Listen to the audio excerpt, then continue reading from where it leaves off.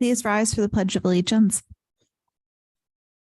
Pledge allegiance to the flag of the United States of America and to the republic for which it stands, one nation, under God, indivisible, with liberty and justice for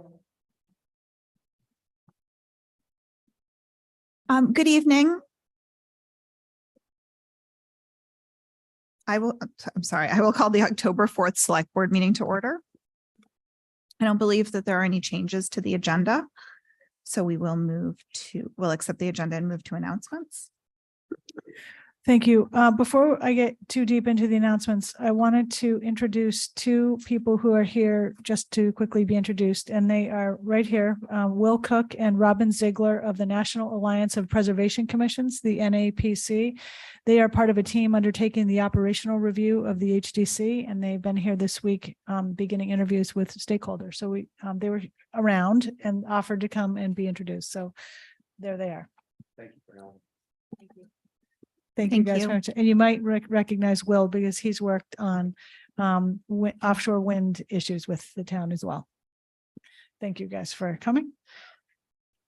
This in the regular announcements, this meeting is being video and audio recorded. The annual town meeting warrant for May 7th, 2024 is currently open for citizen warrant article submittals through November 13th at 4 p.m. And we had town council consultations with citizens yesterday and the day before, or is there one tomorrow? Erica, they've been done? The town council consultations, are they all done? The second session was done today. Okay. Great, thank you. We do have two informational sessions coming up on the short-term rental articles that are on the November 7th special town meeting warrant. Those are one tomorrow at 4:30 p.m. People can register online. The second one is next Thursday at 5:30 p.m. Register online. We have a latex paint collection day coming up on Saturday, October 21st from 9 a.m. to noon at the DPW garage, 188 Madaket Road. There's information online about this. And we have announcements. We are in accordance with the board's committee appointment policy. We are announcing the names of applicants received for round 3 of committee vacancies, although I think we only have applicants for the Cultural Council. Erica, you want to read those names? Sure. And just to note, Council on Aging, Real Estate Assessment Committee, Tree Advisory Committee, they do each still have one vacancy. So if anyone's interested, please feel free to submit an application for those. Cultural Council, we have 5 applicants: Darcy Volk, Kit Murphy, Olivia Blahos, Bethany Oliver, and Barbara Tibbetts. And we'll announce those again next week, and then appointments on the 18th when they can come in and speak on their applications as well. Thank you. Town offices will be closed this coming Monday, October 9th, in observance of Indigenous Peoples Day. And that is it for announcements. Oh, I'm sorry. I wanted to mention one other thing quickly. This is something of a public service announcement. We all know we have a sewer project going on Surfside Road, and from time to time there are detours necessary for that project. They sometimes need to go into neighborhoods. Please be careful and considerate if you are directed to a detour that goes through a neighborhood. We've made the same announcement with this same project when it was going through a neighborhood, and the neighbors get very upset when people go speeding through their neighborhood because they're trying to get around the detour. So please be considerate of that. You wouldn't want that happening in your own neighborhood. Thank you. Can I add to that, please?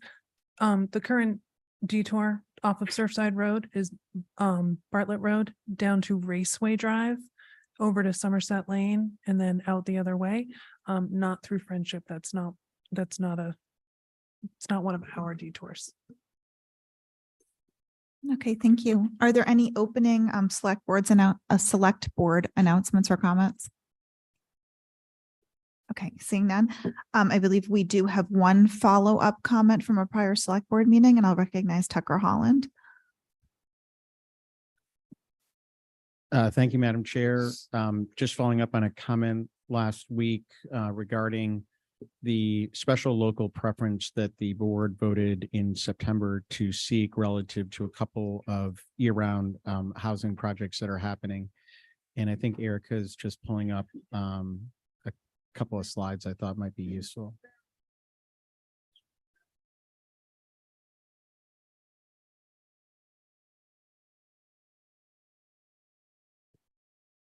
Thank you very much, Erica.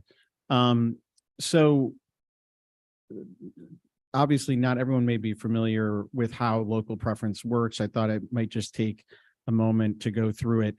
Local preference, as defined in the regulations by the state, is really geared toward the 80% area median income households and units that are restricted at that level.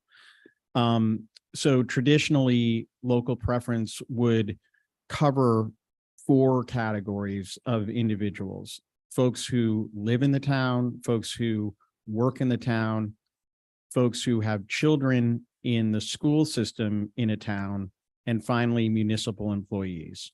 That is what comprises local preference. Local preference typically is only applicable at the initial fill up of a project. And if granted local preference, the maximum that a municipality can get, so to speak, is that 70% of the 80% AMI units can be designated to the categories described there. So if we go to the next slide, I'll just give an example of how it works. So if you had a project with 10 units that were at the 80% AMI level, and you received 100 applications from locals and 2 applications from off island, 70% would go to locals. They would be drawn from that pool of 100 applications. So 7 units are guaranteed that way if local preference is granted.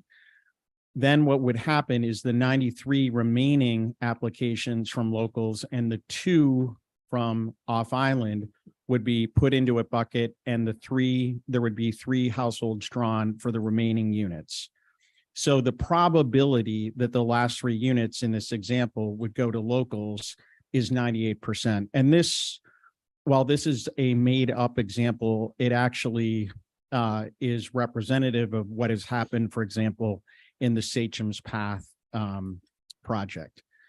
So if we go to the next slide, this is what the board voted to request with respect to what we're calling a special local preference. Last week at this meeting, under the public comment, it was asserted that what we were requesting was that all of these units go to municipal employees. That is completely inaccurate. And I would encourage, when people who might have a question about, how something works across any field, to perhaps reach out to a department head or the appropriate person to try to get that clarified, rather than come under public comment and make a strong assertion that something is happening a certain way when it is not. But so with respect to what we are requesting at 31 Fairgrounds, there are 6 units restricted at 80% AMI. So 70% of those would be 4 units. We are seeking the local preference generally, and additionally, that 2 of those 4 units be restricted to one category alone, which is municipal employees. In that project, there are also 16 units above the 80% AMI level, and we are seeking that 6 of those units also be reserved for municipal employees. It's probably more likely they will grant that than the 80% units, but we are seeking the whole package. And if it all were to be approved, the municipally employee designated units in that particular project would represent 36%. The other project that the board is supporting a special local preference request regarding is the Surfside Crossing project. As folks know, 39 of those units will be restricted at that 80% AMI level. So 70% of that is 27 units. We're seeking that 6 of those be restricted to, again, that one category, the special local preference, as we're calling it, for municipal employees only. We are further seeking that for all of these municipal employee units, that it not only be at the initial fill up, but that it endure at turnover. This is brand new territory, as we discussed with the board when they considered this. There's no guarantee that the agencies at the state level involved will approve this, but they certainly understand why we're asking for it. So I hope this helps clarify things. I'm happy to answer any additional questions. Thank you, Tucker. Next up, we have public comment. This is for items that are not on our agenda for discussion this evening. If anyone wants to bring something to our attention, and comments are limited to 3 minutes. Seeing none, there's no new business. Approval of minutes, warrants, and pending contracts. Are there any changes, additions, questions on the contracts? I just wanted to point out that one of the contracts, professional service agreement for the Public Works Department with Island Eye Property Management, says $150,000 in the amount column. That is actually an up to amount. The cost for those services is $75 an hour, and the contract will be utilized as needed mostly for our rental properties.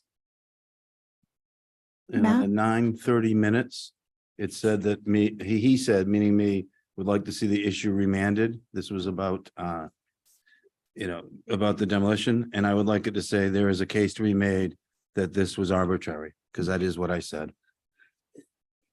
And it could follow right after. He said he would like to see the issue remanded. Thank you. Anything else? Is there a motion? Move approval with that change. Second. Yes, all those in favor? Aye. That carries unanimously. Consent items. We have a gift acceptance for Natural Resources Department. Sorry. We have a gift from Charles and Ann Gifford for $2,500 and a gift from Thomas and Mary Dowling for $100 for Natural Resources, for the Brant Point Shellfish Hatchery specifically. Is there a motion to accept? And Move to accept all gifts for their designated purposes with thanks to the donors. Second. all those in favor? Aye. That carries unanimously. Public hearings. We have a public hearing to consider the adoption of an electric vehicle charging station cost recovery policy fee structure. We talked about this a few weeks ago, and this is now the public hearing. So it's open. I'll open the public hearing and see if there are any comments on the policy or if we're ready to adopt it.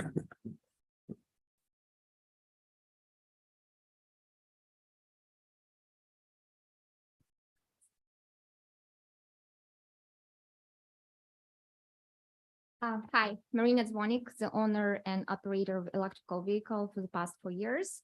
And I would like to get some clarification on a fee proposed. This policy, one of those fees proposed is $5 per hour of the posted time allowed collected by charge point. I would like to understand better what is proposed.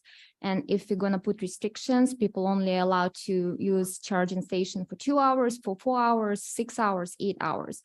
Obviously, we have different vehicles, different capacity. If you can charge hybrid vehicle within 2 hours, some other vehicles, you need more hours to charge. And electrical vehicle owners willing to pay proposed rate 25 cents per kilowatt, but it should be better understanding what we're trying to achieve with proposed $5 per hour.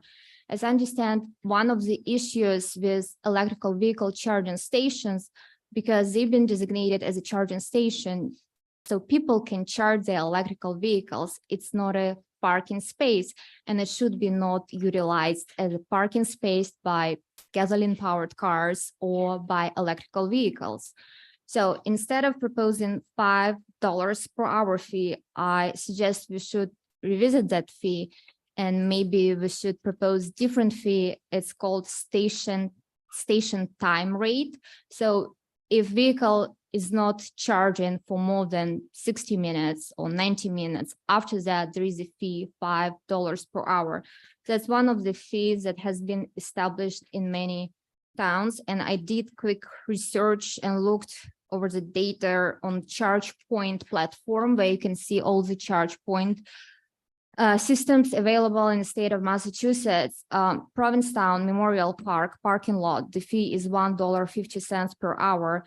It's a parking lot that actually charges fee for vehicles to park, which is $5 per hour. So electrical vehicles actually getting charged and getting deal. Truro, municipal parking lot behind town hall set by city of Truro, fee is free. Wellesley, price set by Mass Abedam Society, 28 cents per kilowatt. Orleans Court, 35 cents per kilowatt. Orleans, 42 cents set by town of Orleans. Station time rate, while charging station time rate is free, and then it's 90 minutes after charging stops, it's $5 per hour. Cape Cod Tech School, 43 cents. Harwich Park and Ride, the fee set by Massachusetts Department of Transportation, it's free. Yarmouth Eversource, the rate is free. Hyannis price set by Cape Cod Regional Transition Authority, the rate is free. Cape Cod Mall, it's the different rate depending on what time you use this charging station. If you use it after midnight, the rate is less. And if you're using during the peak hours between 8 a.m. or 10, actually noon and 2 p.m., it's a higher rate. Barnstable Department of Health and Environment, 35 cents. There is no restrictions how many hours you can park. Sandwich, Heritage Museum and Gardens, 25 cents. Sagamore parking lot, fee set by Massachusetts Department of Transportation, free. Edgartown Park and Ride, 31 cents. Chilmark Fire Station, 40 cents. So I was just doing research on Cape Cod and islands. I couldn't actually find the fee like restriction. You can only charge your car for like 2 hours or 4 hours. So instead of limiting EV operators and their capability to charge cars, maybe we should implement different fee. If that charging station is not used like it used to be, like it's supposed to be used for charging the car, maybe that's the time when we should charge the fee, instead of just limiting ability me as operator to charge my car. When I go to the gas station, I have option. I can put a full gas tank, I can put a quarter, and I continue paying the same fee, whether I get 1 gallon of gas or whether I get 2 gallons of gas. I would like to have same ability if I'm using public charging station. I would like to pay the same rate fee if I need to charge to get full charge or if I have to charge only half. Another issue is we have a housing issue and shuffle, and not every person has ability to set charging station at home. While 80% prefer to charge their cars at home, there is still a lot of people that rely on parking charging station. And those people, if they're going to live in Wisconsin, Tom Nevers, Madaket, those areas of the island don't even have charging stations, not free, not paid charging station. You also have to take in consideration that during the cold months, your battery consumes more energy. In the morning when I wake up, I have 15 miles less on my battery. And if you live in Wisconsin, when you travel here, you take in consideration miles that you spend on traveling, and then you get in limit how many hours you can charge. So I just I know it's going to be the first month we're trying to charge and set the fee to recover cost for the town for electricity, but I would like select board to reconsider $5 per hour and limits. Thank you. Thank you very much. I'm wondering if Lauren wanted to respond to some of those points. I can try. Can you hear me okay? Yes. Okay, good evening and happy Energy Efficiency Day. I do appreciate this input. Marina and I spoke at length yesterday, and as I admitted, this is a very nuanced and complicated policy. You can slice and dice these rates and penalties in numerous ways, but it is our intention to at least start somewhere. And it's our recommendation to start simple with fees low. And what we've proposed is fair market and in line with what other communities are doing that, according to our research, makes sense. So the 25-cent kilowatt hour is market rate with a 10% markup, which is what ChargePoint deducts as a processing fee. The $5 is what would be an idling fee. And we've discussed also allowing a 15-minute grace period for people to get back to their cars to then move them. The $5 fee for overuse of the stations, say, for example, downtown at 37 Washington Street, where the limit is 2 hours for parking. We think that is a fair solution to start with. Not to say that we can't evolve these policies. In speaking with other towns and the state and ChargePoint themselves, everyone warned us that this will take trial and error and time to get right.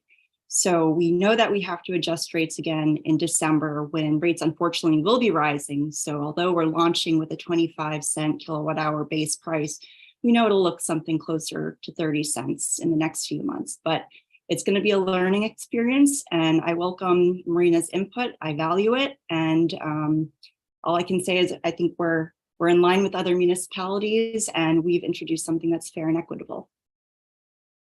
Can I ask? Thank you. Yes. Can I ask Lauren, just so I'm clear? And I was really impressed with the work that you've done. And I had some of the same questions. Is it $5 every hour after 2? So say you're downtown and you've parked for 2 hours and you've charged. Is it then $5 an hour every hour until you move your car? That is what we were proposing, and it's a slight premium over what the cost of charging for that hour would be. So instead of paying $2 to $3 in kilowatt hours, you're paying $5 an hour. So it's really $2 difference we're talking about in terms of a fee or a penalty. So to us, it's quite minimal. But again, we see other towns using this, and it's a place to start. We're also in communication and coordination with Chief Pittman and the Nantucket Police Department on how ticketing could work in tandem. But, we have to start somewhere, and we want people to move on. They're not meant for full battery. These chargers, we only have 7 for now. Our vision is to expand the infrastructure. We know the island needs more, and we hope other businesses will step up as well. But until then, it has to be equitable access for the rising demand in electric vehicle use. And the way we see that is by implementing disincentives for people to park in these spots longer than they need to, or longer than they should. Thank you, Lauren. I have another person who'd like to come to the mic. Please just state your name. Hello, my name is Anton Rogozin. I'm also an owner of an electric vehicle. I think, like, as we all notice, there are more and more electric vehicles, and this is an important part of our sustainable future. And we should be welcoming electric vehicles. And I think what would make sense would be the first hour is free. Next hour, every next hour would be 25 or 30 cents per kilowatt. And after the battery is full, the idling time should be $10 or $15 an hour, which would cover like the first free hour, definitely. And if somebody decides to park at the charging station, we should treat them just like they park at the gas station. You don't see that. Vehicles are commonly parked at the gas station. Plus, limiting the charge, that sounds like a ridiculous idea. If you are charging, why would you limit? Why would you limit? If people pay for charging, why would you limit?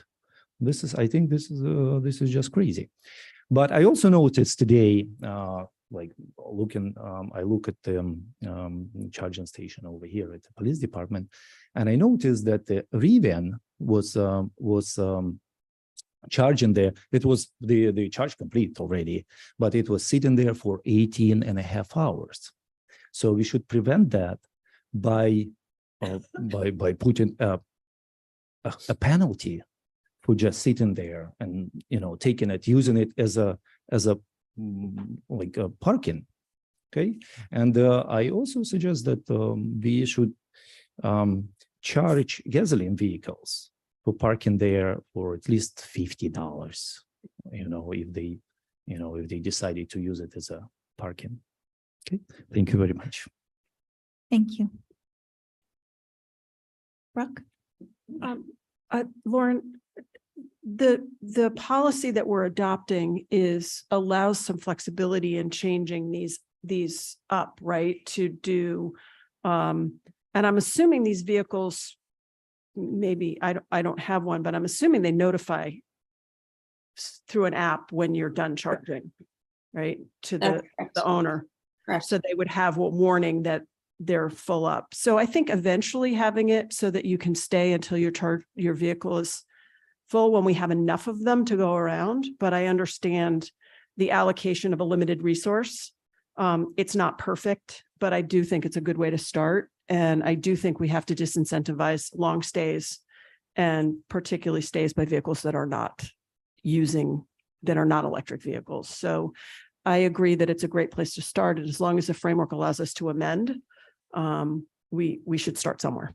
So I'm hearing the comments, but I'm also wanting to say that this can change based on actual experience. Yeah, and change as input comes in. Is the ticket fee 25 or 50 now if you park a gas powered vehicle in an electric space? It's not? Okay. Well, it should be. You learn something new every day. Okay, so we should do that. And should we do- have been speaking with and, Chief Pittman just this week about implementing, I believe there's, according to Mass General Law, the police department is able to implement fees up to $50 a day for ICE vehicles parking in EV only designated spots. But the town does have to update its signage before that can happen. Thank you, Lauren. Chief Pittman's at the mic too. Yeah, it's actually pretty simple to make it illegal. All we have to do is put a sign up at the parking place. The current traffic regulations provide a $50 fine if you park in violation of a posted sign in a municipal parking lot. And I think all of our charging stations are in municipal parking lots. So all we would need to do is put a sign up that says no, only electric vehicles, and any other restriction like must be charging. I mean, I've seen electric vehicles parked in spaces with no charger attached. So whatever restrictions you want, and then the fine's $50. Okay, thank you. The question is would that take another public hearing to change those? We can just do that. Okay. We Okay. initially did think it was a public hearing, but as the chief pointed out earlier today, if it's in a municipal lot already, that's not needed. Okay. Do you need us to vote to give you direction on that or vote for that? Chief, what do you think? Maybe we can include it in the motion. Yeah, that's what I'm asking. Yeah, I think what we would need direction on is what all you want, what restrictions you want put in place. And then the DPW can make the signs and install them. Okay, thank you. Are we ready to close the public hearing? Is there anyone else from the public who wishes to speak, either present or online? Okay, I'm not seeing anybody. Can I have a motion to close the public hearing? So move. Second. All those in favor? Aye. That carries unanimously. The other thing that I think is really important is we need to get something in Sconset as soon as possible. What are the board's thoughts? Yeah, I Matt? feel a little more comfortable with the $5. If it was $5 on top of the charge, I was a little hesitant, but if it's $5 and it's going to cost $250, $350 to charge, then I think that's a good rate to start. I love the idea of tiering it and encouraging people to use it for an hour or two, and then it's more expensive, but we can go to that sort of thing later.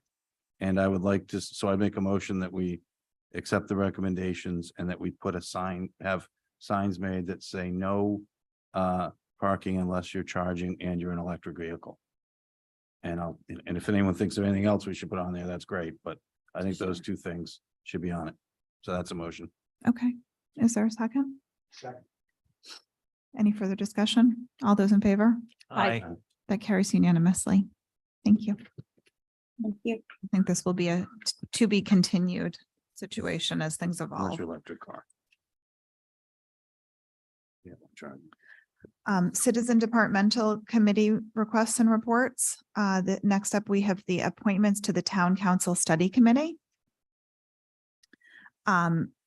If we could put that up on the screen, because we have already appointed a select board member and an alternate select board member. The Finance Committee has appointed one member. They still need to appoint an alternate member. And then we need 7 at-large members appointed out of the remaining list. I'm not sure how the board feels about the other FinCom members that have applied, whether one of them should be the alternate. I'd rather have them work that out.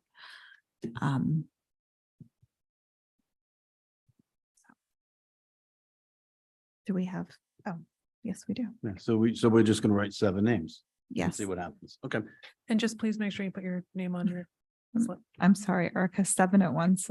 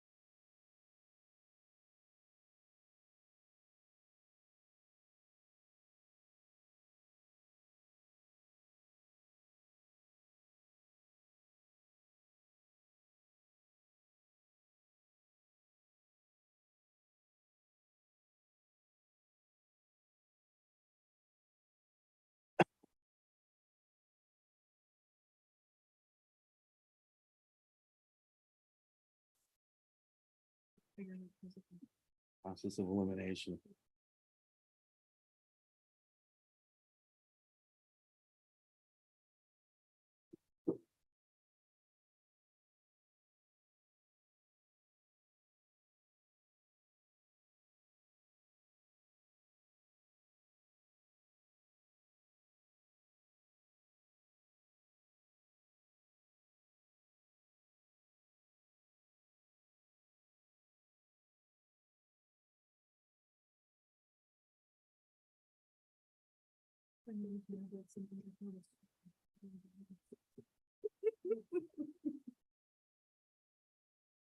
I mean, while you're doing that, we could jump to see if anybody has any committee reports or any upcoming agenda items that they want to talk about.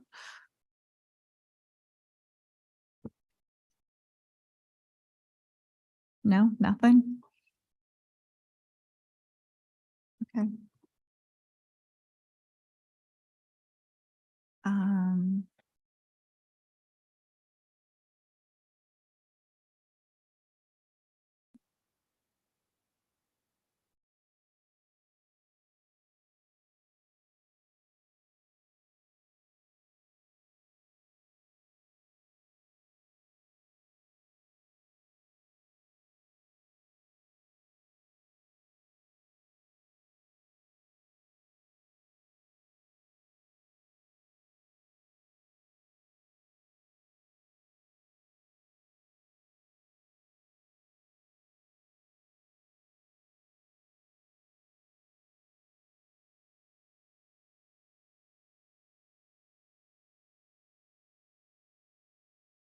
Well, I could do the announcement, number 3 under select board reports and comments.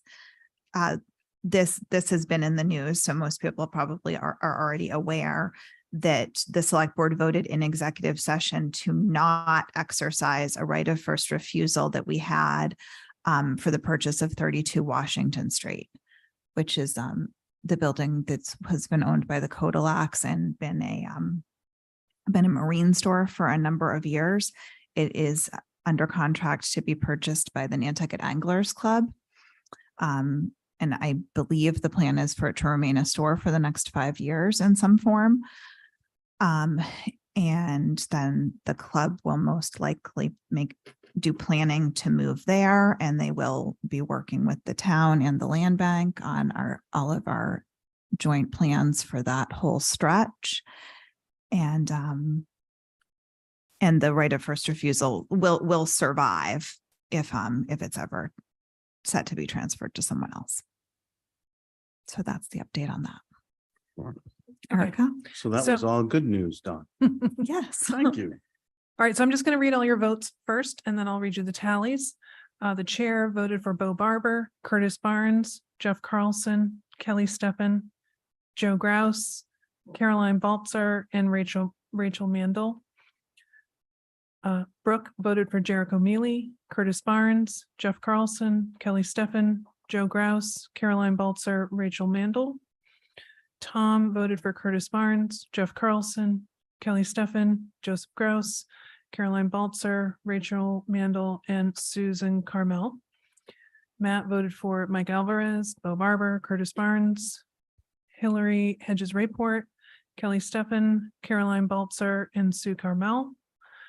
Malcolm voted for Peter Schaefer, Bo Barber, Curtis Barnes, Jeff Carlson, Hillary Rayport, Joe Grouse, and Adam Dredd.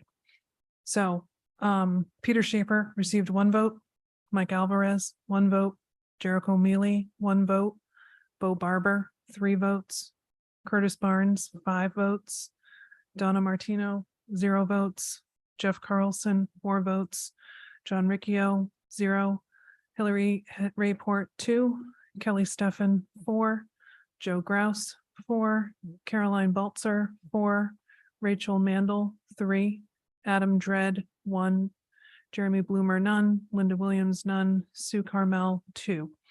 So I just took the top 7. That would be Bo Barber, Curtis Barnes, who was unanimous, Jeff Carlson, Kelly Steffen, Joe Grouse, Caroline Baltzer, and Rachel Mandel.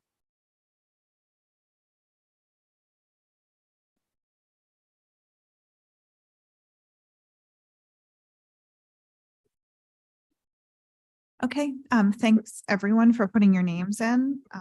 We'll look forward to this process. I think that the initial meeting will be an organizational meeting that will need to be scheduled, and I believe that will be orchestrated through town admin.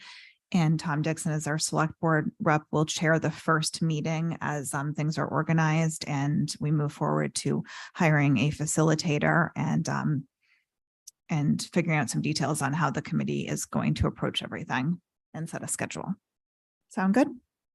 Well, I think we agreed that the hiring of the facilitator would be up to the committee if they wanted one. Yes. And they'll see the proposals that we've seen.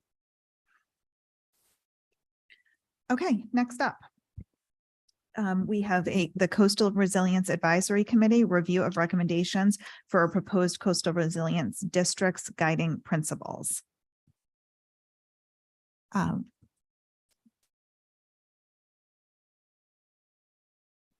I recognizing Leah or Vince first?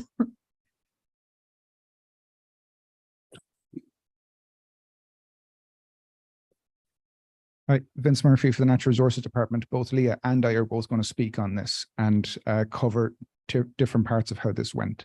So just to give an update on how the process went so far, you might remember that on July 12th, the Select Board sought feedback from the Coastal Resilience Advisory Committee on the creation of coastal resilience districts. CRAC met on July 25th, August 8th and 22nd to discuss coastal resilience districts.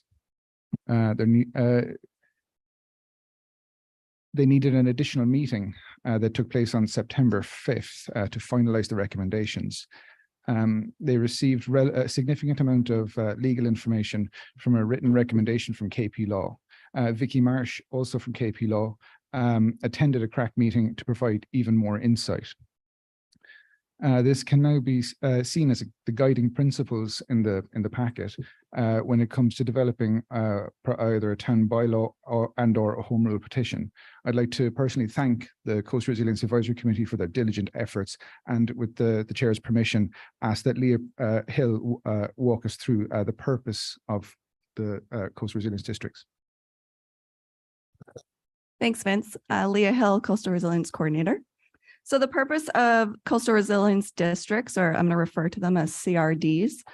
The first is to create a funding source and regulatory model for specific areas all around the island that will benefit from coastal resilience interventions. They would be like betterments, but include a model for maintenance, monitoring, and potential removal of an intervention. It would also give an opportunity to educate current and future homeowners about coastal risks in their area. And this would be the first of its kind in the Commonwealth, although it's quite common in southern states. So in your packet, the first page is Coastal Resilience Advisory Committee recommendations, and a page not reviewed by CRAC, but we're happy to suggest CRAC review this document at a future meeting. You can use these recommendations as a foundational document if you decide to send this forward to create CRDs. CRAC recommends that immediately to explore the betterment system to see if maintenance can be worked into it for immediate needs. And then in tandem to create a town bylaw to assist areas with current or imminent need, and also create a home rule petition to solidify CRD powers to the select board. Depending on the route you want to take, this needs to go to town council so they can get it ready for the 2024 town meeting. I'm happy to answer any questions that you may have. Questions? Comments? I can make a comment. There was a document in the packet from Doug Rose that was I had worked on it with him a little bit. It was put in there. Well, it hasn't been approved by the CRAC yet. It has been shared, but it hasn't been approved or discussed. But what was interesting when we looked at it, and this is from he was going through the minutes and what the lawyers were saying, and how could you use betterments and how else could you do this? Because we don't want to wait 5 or 10 years for something from, as Leah said, we don't want to wait 5 or 10 years from something from the state, from some sort of approval. What do we have now? And how can we implement that? How can we utilize that? And so that is, sort of a good, it may not be 100% there yet. We need some, the lawyers need to sort of really think about it and think of how would you, institute betterments? How would you add, more money the next year if you had to maintain it? Is there a way to, might be a little clunky, but to use what exists for, now, and then work toward the other two aspects. So I think that's why I made sure it was included. And the important, why is that important? It's pretty important because if you have something that's happening somewhere and there's 5 or 6 properties and, and you say there's 6 and they all agree to do it. And then, and they go to the Concom and everyone says yes. And then 1 or 2 don't do it, or they don't do it, or they don't do things they're supposed to do. Then we don't have a lot of recourse right now. You go to, you'd end up, the Concom says, hey, you're doing something wrong. You can't do that. But unless we get in a lawsuit, et cetera, it's not a lot of recourse. I think that if they were being charged, people couldn't just decide, I don't want to do it anymore. I don't want to do this. And the whole thing would stay positive. You can't have some of these structures and have, 2 holes in the structure. If you're trying to stop stormwater inflow, you can't have 2 houses that don't bother, because it's still going to come and infect everybody else. And so we really are trying to figure out what's fair for the whole neighborhood, and put together districts that are fair for everybody there, and that will survive, that will stay until something's triggered and you have to do something else. And so I think the principles that were decided upon, I'm sure there'll be things we learn over time, but I think it's important that those are sort of considered as we go forward. Thank you. So can those go back to crack and to council for review? Yeah, I think so. Yeah, like the parts that still sort of had maybes on there was number 4 had one was like sort of access, sort of, what is it? I have it written down here. Yeah, is there a way to do sort of cost through betterments? Is it within scope, or it may require separating the costs? Number 5 was apportioning costs tiered. And I think the idea of that is if the front row is getting more protection somewhere and the second and the third rows are getting less, can you find a way to tier them, the betterments now? And then one of the things that we've talked about in some of our MOUs is a hold harmless agreement that, that we don't do something, and then if it doesn't work, the whole town is back on the hook in lawsuits and everything else. Can that be part of an MOU to do a betterment system? Can you put that in place now and have people sign off that, okay, we're all doing this. This is great. We agree to this, but we aren't gonna, sue each other later. And so those questions I think will be sort of sorted out by the lawyers as they dig into the details. And the sooner we can do this, the better off we are, in my opinion. So. Okay. I do have a hand raised. Maybe a question, Tom, go Madam ahead. Chair, I just want to quickly comment. Vince and Leah, thank you for working on this. You might have been on this already, but I would highly, after working for Rep. Fernandez for a while, as this is a novel piece of legislation in the Commonwealth and hasn't been done before, highly recommend reaching out to Rep. Fernandez's office to get his take and maybe Senator Sears' take as well, to talk about process and how long it may take. It also might have, when it gets to the rough draft version, they can run it by either House or Senate council or both, to see, because those revision process, if something was not that Vicky and et cetera would make a mistake, but sometimes they like the language a certain way, and then it would have to come back to us and it may delay things. So I would just kind of throw that out there on your radar. Thank you. Okay, thank you, Tom. Can I just go to this one question from the audience, Danny Korngold?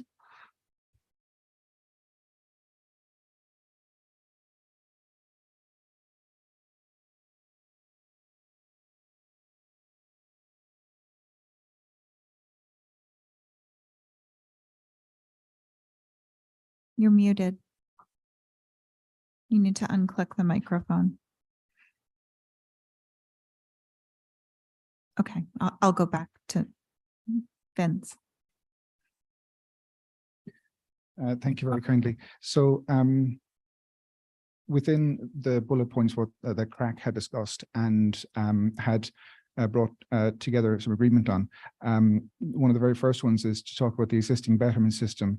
It can be used as projects come with imminent need. So this is already inbuilt somewhat, and I totally agree with what Matt is saying, that this is something that could be pushed forward where imminent need is, and then have the second track, so to speak, be progressing it for writing for legal counsel and consultants to start progressing that, so we can have something ready for the end of the year or beginning of January, so that it could move forward for town meeting in 2024, so that we could actually end up going from what CRAC had talked about, potentially of a 2-track solution of town bylaw or home rule petition, to a 3-track solution, like what Matt sounds like he's suggesting. Please correct me if I'm incorrect, Matt, to have the existing system plus the bylaw home rule petitions written simultaneously. Is that correct? Okay, thanks. Yeah, and I'm bringing that up because what we don't want to do is be in a situation where it's, well, we're just waiting for the state. It's going to take forever. Some things will probably be challenged by different interests, and it can be tied up there forever. And so, as much as we can control ourselves here and do in a way that's fair and reasonable and guaranteed, we should be doing that. Brooke? Yeah, I like the idea of clarifying what tools we have in the toolbox already and educating the community around what they are, what's within our authority already, and then what more do we need, which a lot of this preliminary work has already been done, and then move it forward as soon as possible, because it does take time up at the State House. especially as Tom pointed out, for something that's new to the Commonwealth. There tends to be a resistance to change, is the way I would put it. I quite like that Yes. idea, if you don't mind. Then at that case, then it would seem that Doug Rose has already laid out a lot of the groundwork for what could be the education tool for understanding the existing betterment system, so that we could have crack work on that while simultaneously progressing the other two parts forward. That sounds good to me. There anything more? Thanks, you guys. Good job. Next up, town managers report.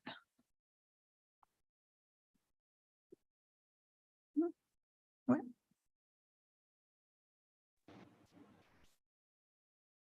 I'm not, I don't know if I'm clear on what the next steps are. Is town admin supposed to be doing something? I believe it's going to go back to crack for further work on this. Refinement? Mhm. Sure. So that the, beg your pardon, that the part from Doug Rose will go back to crack for education and refinement purposes, but the other two parts will progress forward for bylaw and home rule petition. So would that need a vote? I don't know. Do you want Ms. to take a Well, vote on that? I think I see a consensus here on that. So right now, just FYI, I'm starting to put together the preliminary list of potential warrant articles. for Right, so that'll go 2024. on there. So I've just added it to that. So Vince, you and I and Leah can get together with town council to start mapping out how we're gonna, what the timing is. Thank you. And I think there are some questions about, well, how do we use the betterments as they are? Can we have to stretch it and use it? You know, when you talk about some examples, you start to realize, you know, maybe there's holes in it. So this needs to be a little bit of legal time and some sort of scenario thinking through, scenario planning on it, I think, to before, because crack isn't going to be able to answer that. So I think a couple of those, you know, clarifications. And I think I would want to err on the side of finding, you know, a way to do it now and get our wrist slapped rather than say, well, let's wait 10 years. So I think that, you know, I think that the direction should be to try to make this, you know, work. And how do we make it work? So anyway. Well, what do you mean getting our wrist slapped? Doing Well, if you do something that like, if you do something isn't in that's- compliance? Well, no, if you do something and you're stretching it, so I'd rather try to do something that's a little bit, because this is so important, than just go, oh, well, we want to be really conservative and not view it that way and not do this and not do that. You want to make sure that we're sort of doing what we need to do, is what I'm trying to say. Okay. You know, and I just want a really backed up opinion on it. I mean, I'm not trying to delay it, but I don't want to do something that then's going to cause us to be sued. no, and So just- I'm not saying that, but I'm saying, that, you know, sometimes the answer is that we get from legal is a bunch of stuff that, you know, when you really dig into it, we could have done it a different way sometimes. And we, you know, and maybe we could have done it, or we should have done it. And then later on, we find out for someone else, yeah, we could have. And so what I want to see is something that is, you know, that is trying to get this done now, not trying to delay it, not trying to say we're too busy, we can't get to it, or this isn't legal, or this might not be legal, or we hope the state will do this for us someday, maybe. You know, I want it to be like, let's do this. Let's find a way to do this. So I'd like the direction to be more direct on how do we use existing? That's what I'm trying to say. Is that clear? Okay. Well, we'll move forward with the next two things that are in a similar issues. Town managers report. Okay, so first off, we've got an update to the Baxter Road alternate access plan. We are at 60% design. We've been working on this, as you know, for over a year now.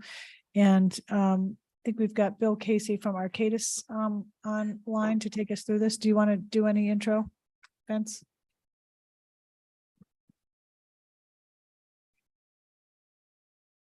Thank you, Libby. Vince from Natural Resources again.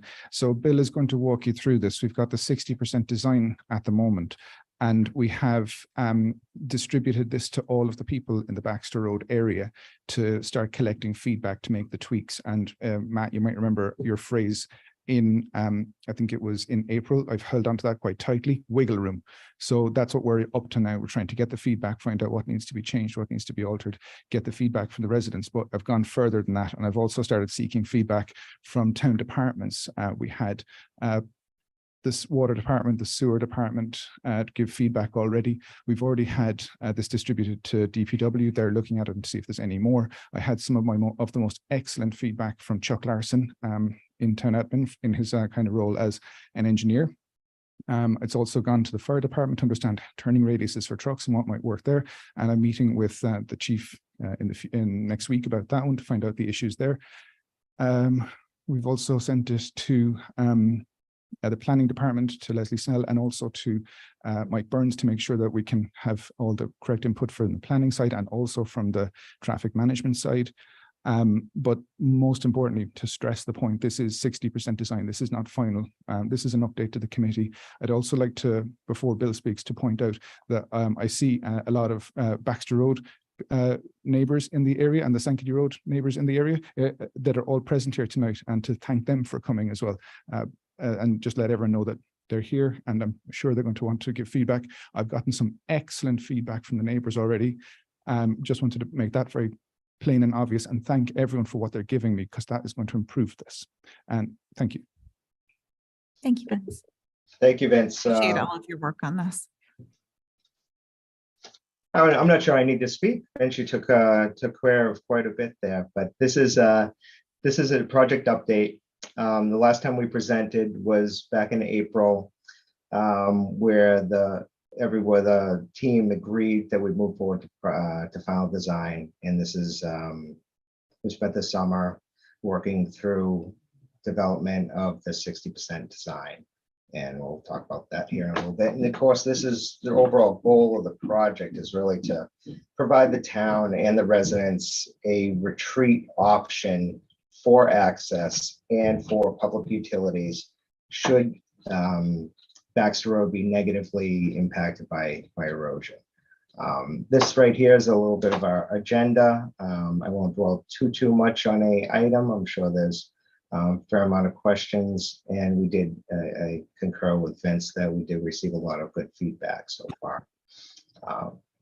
This is our project team. We're all working diligent. My name is Bill Casey, project manager for Arcadis. The next one. This is again just a project update, just orientating the project. We've got Baxter Road, that's on the east, on the ocean side, certainly the lighthouse to the north. We've got Sankey Road to the west, and Bayberry is to the southern. That is roughly the project area boundary. This is just a little bit of a recap of the scope of work. Project began early in 2022 with preliminary investigations and public outreach and development of a basis of design, and we're in the development of shovel-ready construction documents. So as Vince alluded to, we developed and submitted the design package that really entails the technical specification, about 30 design drawings, a construction cost estimate, as well as a construction schedule. That packet was submitted to the town, and as Vince indicated, it's been routed internally, soliciting comments from various departments. Additionally, we pulled together a slightly smaller summary packet, a little bit larger overall view of the plan set, which we presented here tonight, as well as detailed blow-up plans of the neighborhood and the abutters that we're in. The other aspects of work that we've been doing is really related to the permitting efforts here. We had a really good meeting with the MEBA office related to whether or not this project would exceed any of the thresholds to warrant an environmental notification form. It was determined that it did not, which is really kind of exciting news, because That tends to be a very costly, time-consuming permitting effort, and we're happy to work with the MEPA office and both be in agreement that we could move forward without that particular filing. We are also very excited to begin the archaeological survey required by the Mass Historic Commission. That work is going to begin next week. Crews are going to be, we're working with public archaeological labs, and their field crews are going to be out on site from Wednesday through Saturday, taking Sunday off, and then back again working Monday through Thursday. And their work will encompass going along the proposed access ways, digging small test pits, and essentially screening the dirt for any archaeological significance. As we've reached out to all the neighborhood, explained it a little bit more detail that any areas will be restored, any lawns will be carefully, I think it's might be a 40-inch by 40-inch square, and any finished lawns will be cut out, removed, and then placed back after compaction. Also, over the summer, we prepared a emergency readiness plan for the town, and really what this document does, it helps the town to plan for in case there's a breach in Baxter Road and there is no alternative access, has not yet been constructed. It provides some options and some guidance to what could be done to gain access to provide temporary public utilities, public water and sewer. Here is a real, high level of the 60% design drawings. So just to orientate ourselves, we've got the ocean, of course, to the east. We've got the lighthouse to the north, and Sankaty Road and the golf club is to our west. This is the northern end of Baxter Road, and these access ways proposed here is very consistent with the previously negotiated memorandum of understanding. You can see here towards the bottom of the page, we've identified in purple, that would be a paved access way. And identified in brown would be non-paved access. You can also identify that we've created a transition line between work that'll be done by the town, meaning all the trunk lines, access way, and service stubs would be up to essentially the property lines, and any private work would be performed by the homeowner, and those are identified in yellow. In yellow is just a suggested route that one may take based off of our research of the particular property, identifying where the existing sewer and water leaves their foundation and making a potential route to the new location. Also identified towards the north, there's a access way to the lighthouse. We are still in discussions about the best way to provide ADA access to the lighthouse. I know that's been one of the discussion comments so far. Let's see.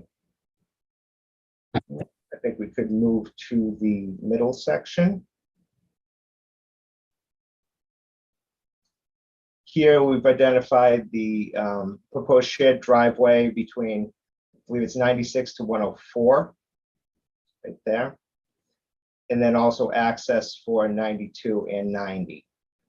Towards the bottom of the page, we've got the Pulpus bike path highlighted as new paving as well. That's where the main lines of the water and sewer are going to be installed, and then the bike path will be restored. If we go towards the southern end of the project, so the bike path, the trunk lines continue down the bike path to about Bayberry Street, where the water line connects to the existing water in Sankaty, and the sewer connects back up to Baxter Road, as that's the closest landward of the FEMA erosion boundary, closest location for gravity sewer in that district, in that area, if you will. Let's see, go to the next is just a high level cost estimate.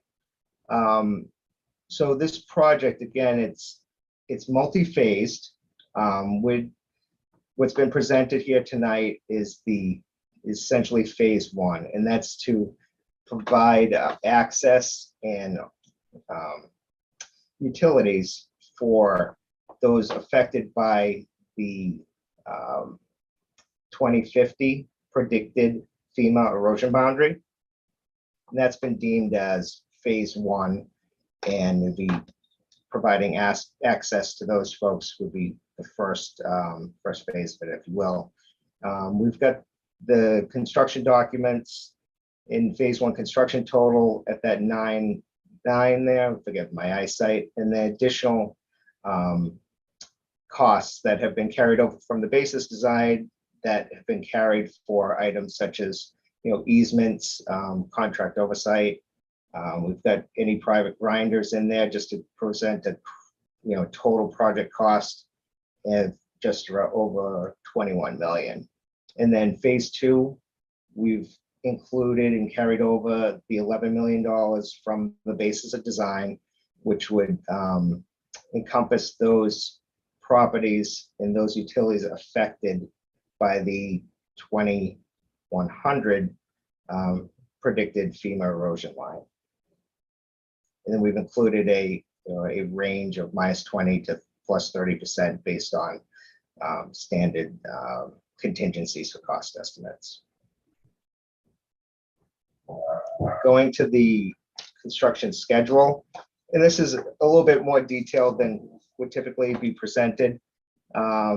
Could spend some time with this, but the overall point of this graphic was to say that the construction is really 2 seasons. It would be about 2 years between hiring a contractor, going through the submittal phase, procuring any piping and equipment, installing any of the lines, installing any of the service connections to the property lines, and then coming in with any level of surface restoration, landscaping, and anything to finish up the site. So we've predicted that at 2 years.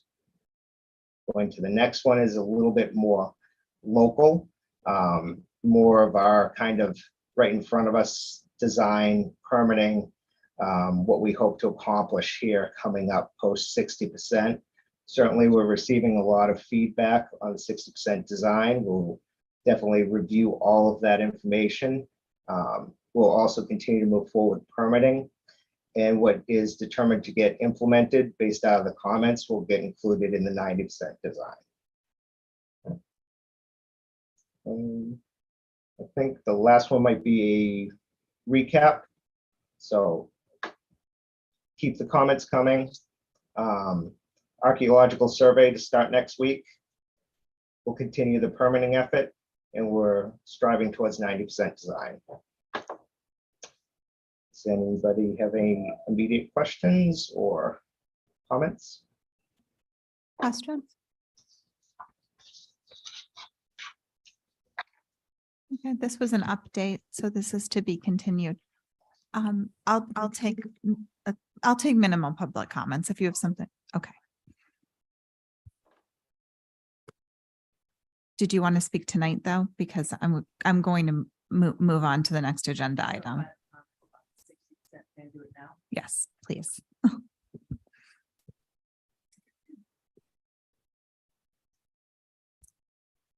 Good evening. Can you hear me okay? Yes, just state your name for the record. I will do that. My name is Hannah Judy, legal last name Gretz. I live year-round at 111 Sankaty Road in Sconset. Some of you have heard me address this board in January and in April. I've reviewed the 60% plan and really am here to raise a safety concern about it. The entrance for the proposed east-west road that will serve 96, 98, 100, and 104 Baxter Road. But first, I actually want to express appreciation for the 60% plan.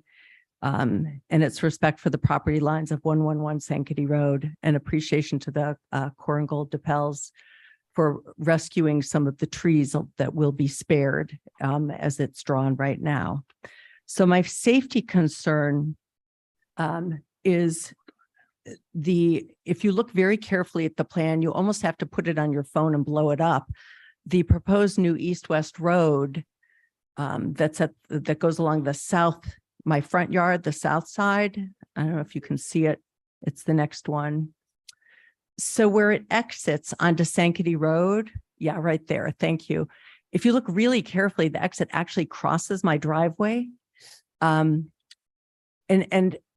just to give you some historical context, that is called Dead Man's Curve right there. There's been at least one death that I know of there, and a string of accidents, starting the first one I was aware of in 1977, knock at the door, 1 a.m.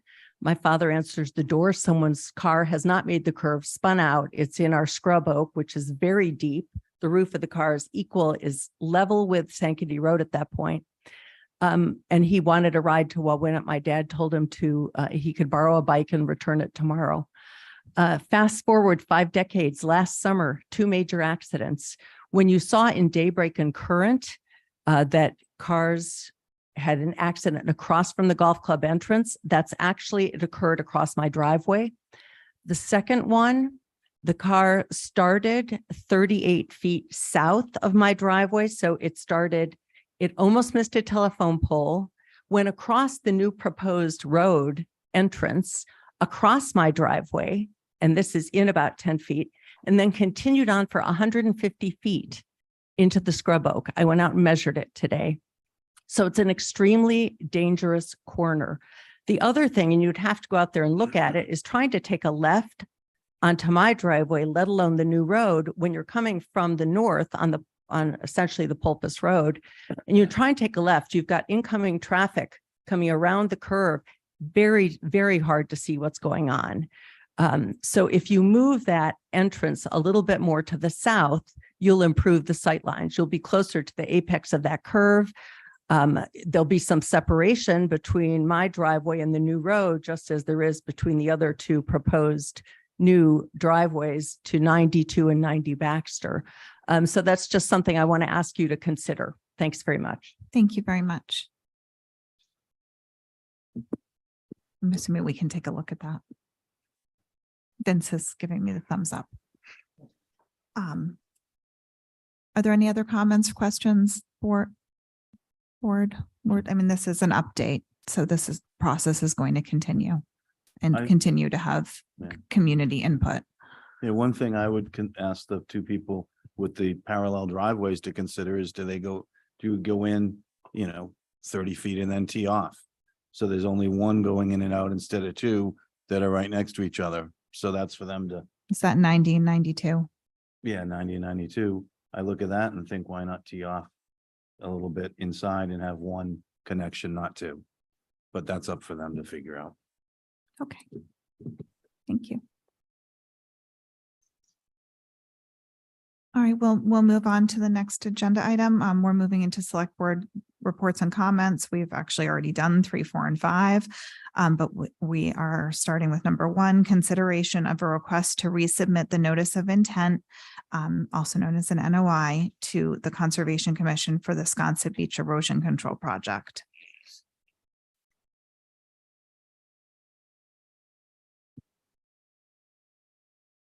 Vince Murphy.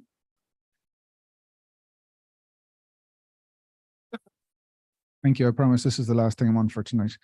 Thanks. So the process got going over the summer as to see if we could reinvigorate and restart looking at the notice of intent that was undertaken about this time last year and submitted, I think it was about the 14th of November to the Conservation Commission, and then the hearing started. And so it was, when we were looking at this to try and understand how could this restart and look at the historic issues and look at what needs to be addressed, we found that, it's quite plausible and quite possible to redo this. We just have to find a way to work with SBPF in particular to address some of the other historic issues as they have been in a previous version of the notice of intent application, and just update that and see if we can't understand these things. The biggest one obviously is the sand deficit.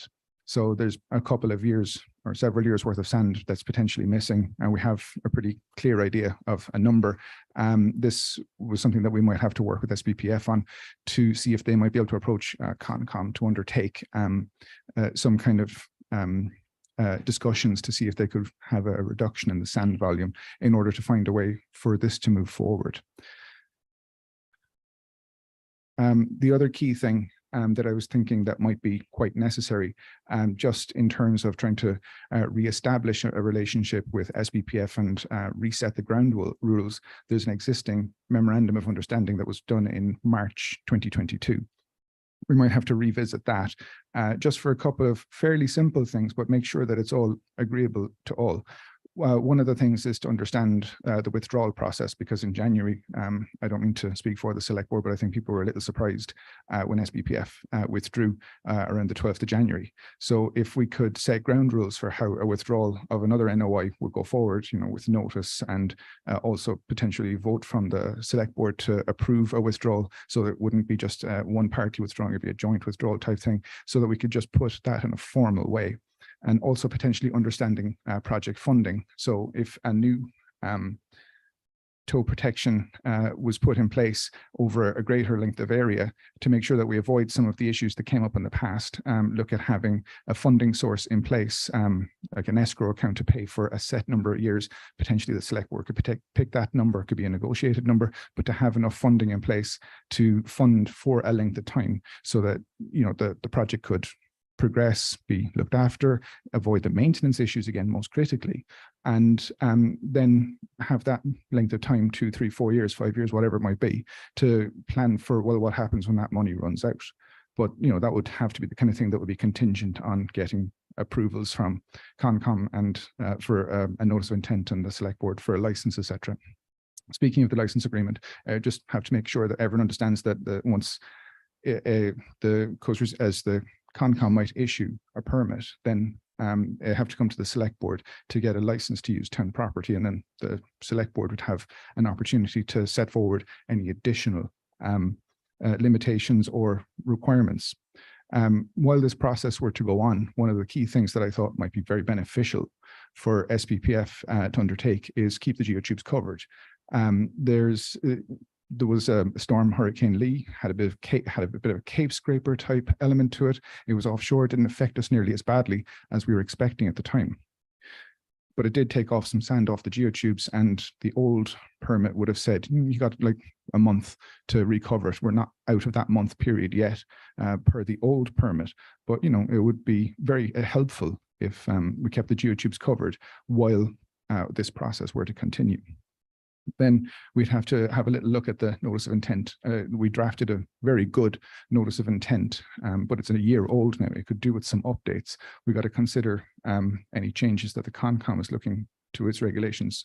We don't know when this might get submitted. We're aiming for potentially the end of November, but we would have to make sure that it would be updated, have the most robust plan in it, and maybe increased value to the town, so that we could find more public benefit in the notice of intent. We also have to be sure that everyone understands that there's a couple of other crucial steps that would have to be foreseen and planned for, and make sure that everyone is aware that these are steps that we can't avoid. This will have to go to town meeting and get approval there too. It's been in the newspapers a bit. It'll bring public interest, and there's no guarantee, but to try and have everyone aware that this is a hurdle that we still have to overcome is important. There's 3 other things that would that are a party to this, separate but related very obviously, such as the current existing geotube removal. We just have to bear in mind that that's a process that's going to play out with CONCOM. There's also the alternative access, which you just heard about from Bill and I, and we'd love for both the alternative access and the coast resilience districts, as we move through these processes, you know, they're 2 of the other alternatives for this area to be able to find a way to move forward should this notice of intent fail or some issue come up as we get through it. so that there's other backup plans in place. So I do see a path forward to getting the notice of intent scrubbed up, fixed, do the MOU, get additional securities into that. And then I think, roughly speaking, we could probably target sometime at the end of November for a submission. Thank you. Thank you, Vince. And Vince and I did go through all of these principles with Stephen Cohen, who's the attorney for SPPF. And I don't know if, Stephen, if you wanted to.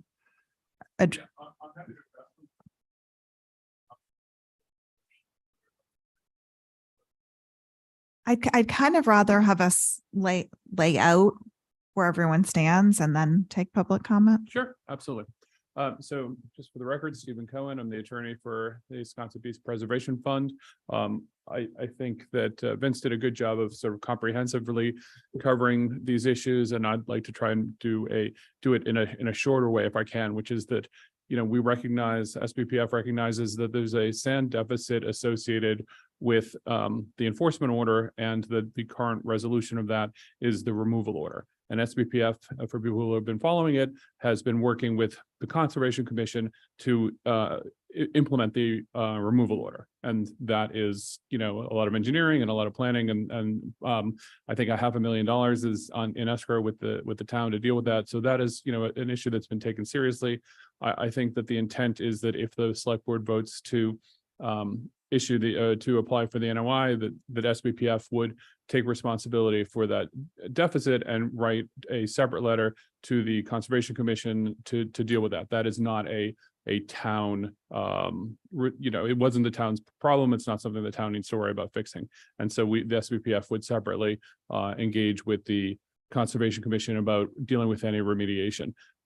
That said, I don't think there's going to be any remediation if there's not a new permit issued, because as long as there's, I just want to be clear, as long as there's a removal order and that's not replaced by an extension and alteration order, then the removal is what's going to happen, not more sand.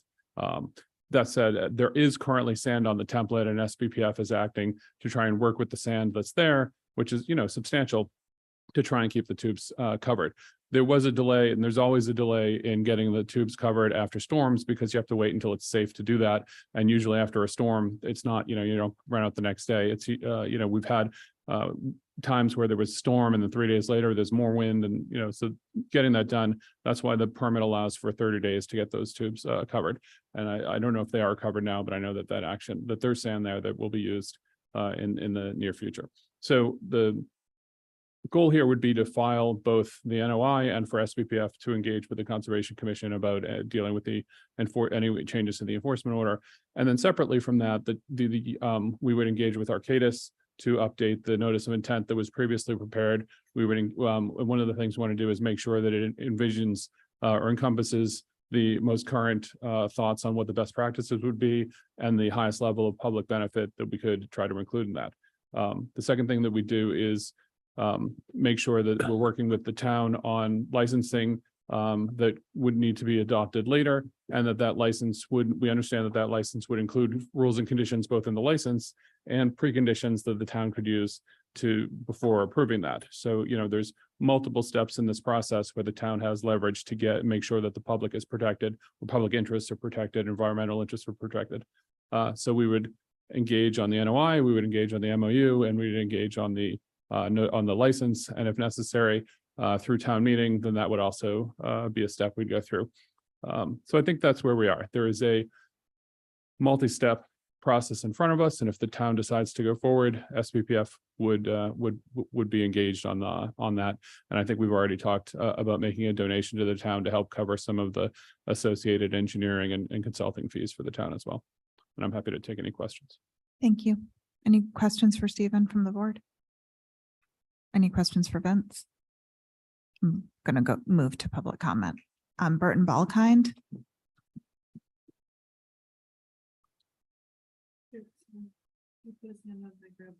Okay, Meredith.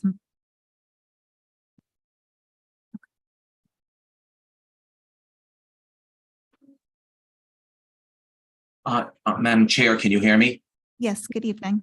Good evening. Thank you for taking my comment question. I'd like to first answer Steve Cohen's through you about the tubes. I was there today and drone them, and they are uncovered. They've been uncovered for 22 days. I have drone recordings the last 3 weeks. And when the tubes are uncovered or there's no mitigation sand at the toe, they act like a wall. And a note on that, that the sand that is supposed to be derived from the toe of the tubes travels through littoral drift out to Great Point. And just as an anecdotal note, as an employee of the trustees, we have been closed a ton lately, a lot of it due to the storms. And there's no connection to the geotubes that I can prove, but there is some maybe reasons to think that without having mitigation sand and that sand going out to Great Points, what formed Great Point, the erosion off the east end of the islands, what formed Great Point, that it could contribute to that. I'd like to thank Vince. He did give I liked all the points he brought up, and I think I would just implore the board, the select board, that in any NOI that you really take a good hard look at the language and make sure that there's lots of provisions in there for observation and the resource department, natural resource department going in there and actually seeing what's going on. Seems like when we take the eye off them, they seem to do what they want, and it's happened before. And I'm not opposed to an NOI, but I just really would like it to be thoroughly vetted and thought out. And I really appreciate you taking my call. Thank you. Thank you very much. Meredith Moldenhauer.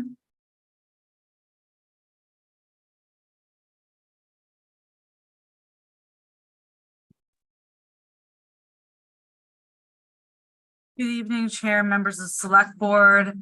My name is Meredith Moldenhauer on behalf of SBPF. We are obviously grateful for the Select Board and the town staff for moving this request forward tonight. We appreciate the town to vote to authorize the joint filing of the NOI for the Baxter Road expansion project. We have coordinated with our consultants and believe that the November NOI that Vince referenced would only need minor updates, and believe that we could work with the town staff to hopefully get that for the conservation swiftly, and think that it could potentially occur prior to November. In regards to the questions regarding the sand, as Stephen did indicate, we are under the enforcement order and thus have currently complied with all the removal requirements to have the tubes be ready for removal next year or by 2024. Given that fact, we are working with the sand that currently exists on top of the toe, and tonight's vote would obviously be critical for us to be able to then utilize that sand to cover the toe. I was out there a week and a half ago, and obviously, there were some small areas that were exposed, and we are obviously have specific consultant analysis that indicates that obviously there are no downward drift impacts on the project, and so we obviously will continue to focus on the science of the facts and the different existing modeling and analysis that we have. We're available to answer any other questions that the select board may have this evening, and I will stay online. We thank you for your consideration and hope that you move forward with approving the authorization to refile the NOI in a quick and swift process. Thank you. Thank you, Meredith. Does anyone have any questions of anyone? Comments? What's the pleasure of the board? Just one thing, Stephen. just for the public, I just want to make sure we're using a lot of technical terms here. People should understand all this is an application to the Conservation Commission seeking its approval for moving forward. This isn't the select board and SBPF doing anything except asking for that that permission from the Conservation Commission. So it's not an executive action. There's no behind the scenes here. This is filing a public permit with a regulatory agency. And I hope that that's the takeaway people have. Thank you. And this would be reviving and updating something that we had already moved forward with partnering on. That's right. And currently the existing permit has expired. as well as there is an enforcement order in place. So this is kind of an important thing for us to consider this evening. Yeah, I would hope this is a good way to turn the corner on all of that. Thank you. Matt? Yeah, I think, we saw earlier tonight, we're 2 years away, which means we're probably 3 or 4 years away from being able to replace a road or two out there. I think, this is necessary partly for that. I think it's what we've already done. Some of the MOUs and things have a lot of good points in them. I think Vince has a couple other things that probably will be helpful for both parties. I think those could be pretty quickly added, and I think we should go forward with the NOI now and see where this stands. I mean, I just think we've been at this a long time and have, stubbed our toes, but we've also learned a lot. So I hope that we, support it tonight. Would you like to make that motion? Yeah. In relation to how Vince laid out the steps that need to be taken? Does it have to say Vince is smart in the motion? Or? Yes. No. Go ahead. I had a lot of points and topics to cover there. And when I was talking about the sand deficit, I forgot one thing, just as an idea, if you wanted to make it part of your motion or part of the MOU, that's a board decision. But to have some kind of written plan from SBPF to have keep the geotubes covered while this process plays out, while we're going through the prep, the notice of intent, and until we have a permit in place, that some kind of sand plan could be in place, not necessarily the replacement of all the missing sand at all. I'm not saying that. I'm saying just to keep the toe of the geotubes covered, so that we wouldn't have this issue where they are acting incorrectly, so that we could, just have, I don't know, maybe what do you think? It would take several months, but, call it for the length of the process, a sand management plan to keep the geotubes covered. Let me see what the response is to that. Yeah, I know that sounds good, and I know it sounds responsible, and I know it sounds like what everybody would like to do, but the reality is that there is no money to add more sand to a project that is currently under a removal order. If there is a permit to extend and expand that project, then the money likely will appear. But at the moment, the only sand that's going to be there is the sand that's there, which actually should last for quite a bit. But I don't want people to get the idea that, oh, well, that sounds like a great idea. But the sand that was there, like was talked about earlier, will be repositioned. Yeah. There's a template on top that gets pushed down. That's how it works. So we could. So I think that's what we're talking about. I just want to be clear that SBPF can't commit to bringing in new sand as long as there's a pending removal order without a extension permit. And I don't want to get in a position where there's a condition involved that we already know that can't be committed to. Okay. But there definitely is sand there Understood. now in the template that can be repositioned to cover the toe. And that hopefully will last, through the season. Thank you. Brooke? I guess my question is, if it doesn't last through this process, where are we? Are we leaving? If it takes longer and the sand doesn't last, where are we in terms of So the effectiveness and the appropriateness of the project? if we don't file the NOI, then you're in the same position, right? So we are in a removal order in which no sand would be added. If there's an effort to try to change that, then that would be great.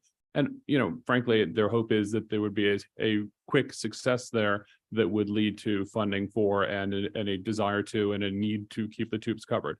But, at the moment, there's no point in covering tubes that are scheduled to be removed. There's going to be a massive amount of sand contribution when those tubes are removed, for sure.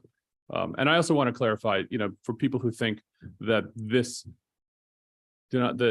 sand deprivation caused by the current 952 feet, while that is a lack of sand, you're also talking about miles and miles of beach that are contributing sand that are not within this area, and a littoral system that literally has trillions of tons of sand in it.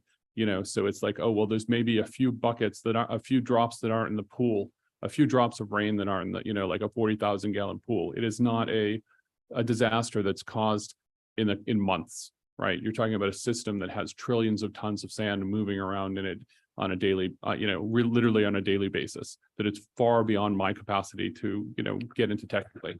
But the short version is that a short-term denial of sand in this area is not a, horrible situation. A long-term one might be, but we're not going to be in a long-term one. We're either going to be in a situation where the tubes are removed or the permit is replaced and the tubes are kept in place and covered.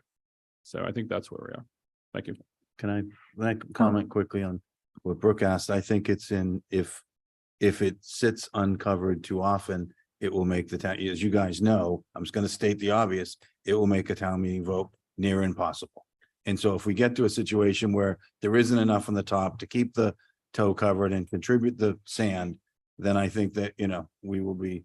So I think, hopefully there's enough good signals that that you are able to fund it as necessary so that town meetings, if we have a good plan and we have some support, that town meetings are successful. I'd hate that for us to do all this and then, and get a good plan together and get good triggers and be all in agreement and then get to town meeting and have our legs chopped out from under us. So I absolutely agree, Matt, that there are practical, engineering, and political reasons that would encourage putting the sand there. And I really hope that we're in a situation where the permitting suggests that that's a good idea. Thank you. Just before we go back to the motion, Meredith Moldenhauer had us a comment as well. Meredith? Thank you. Yeah, I just, to the question that came up, I just want to point out that to Steve Cohen's point, how long the sand lasts is also one of the critical reasons why we need to work quickly and efficiently to get the updated NOI back before the Conservation Commission. And so I'll just put that out there. I know, as Vince mentioned earlier, end of November, we would hope that we would be able to work more efficiently with Vince and town to have a sooner date. That way we can ensure that the sand we have can last as long as we need it to. Thank you.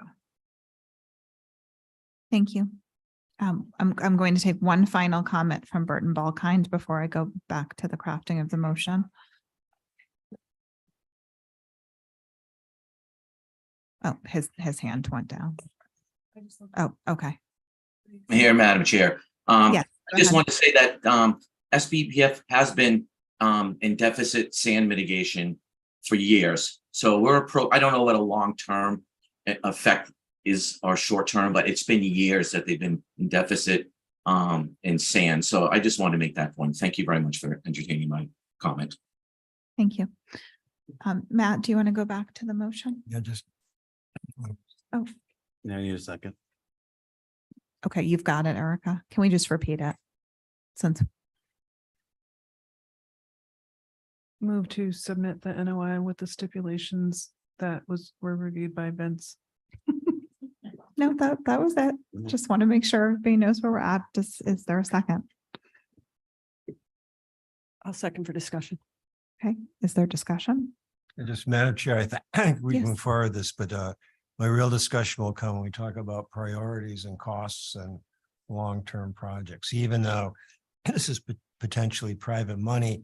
At some point, we have to decide, as you look ahead, 2 weeks ago, a week ago, we saw a lot of money up there and we just can't afford it all. So I think our meeting in October, where we may do some prioritization, will help me. We will be.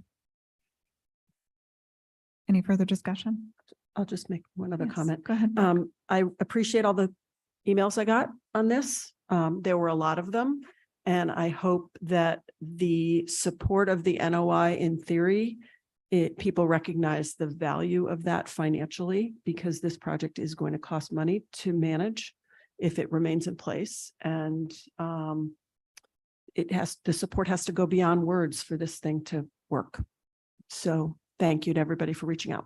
Yes. Beyond words and And- money. And beyond this step, there's going to have to be significant long-term planning for the availability of sand in general. And for the event, eventually potentially inevitable situation where we need alternative access. So I'm going to take the vote. All those in favor? Aye. That carries unanimously. Thank you. Thank you all. Last up on the agenda tonight is the very exciting review of select board comments on the special town warrant articles. Thanks for that setup. Now, we don't always make comments. If there is anything that is not an STR article that the board wants to register a comment in for town meeting, I'll continue to chair that. But if there's going to be a comment on the STR articles, I'm going to step away, and I'm probably done for this evening because that's, there's nothing else. Then I have only one, and you can go home. Is on 18, the FinCom motion was to, this is Codfish Park. The FinCom motion was to not approve, so I think if we wanted to, I think we should say the select board agree with the FinCom motion. I absolutely agree. Yeah, I mean, we already basically did that by pushing it to 2/3, but Yeah, but I think but That- I think that's- also having it written too, I think is makes it a little bit stronger. That's So that's my acceptable. motion. is there a second? Second. All those in favor? Aye. That carries unanimously. And are there any other comments that are not STR related, since I'll be recusing? Okay, I'm going to turn it over to Brooke. I'm going to pack up and go sign anything if I need to. See you Okay. all in the morning at executive. Lucky you, question mark. Hi, everyone. So, board, any thoughts on comments on Article 1 or Article 2? I guess I would ask everyone is clear on what the motions, how the motions differ from the original warrant. I think we should say, I think you should describe that. I think I am, but you should describe it for the public who are watching. Okay. That it has changed from what we agreed upon, 6 weeks ago or so. I'm going to let town council do that to make sure I don't bungle it. So would you mind, John? Just describing what the impact of the finance committee motions, what changes are result from those motions? Yes, thank you. Good evening, everyone. There are basically two changes from what the select board approved in the printed warrant.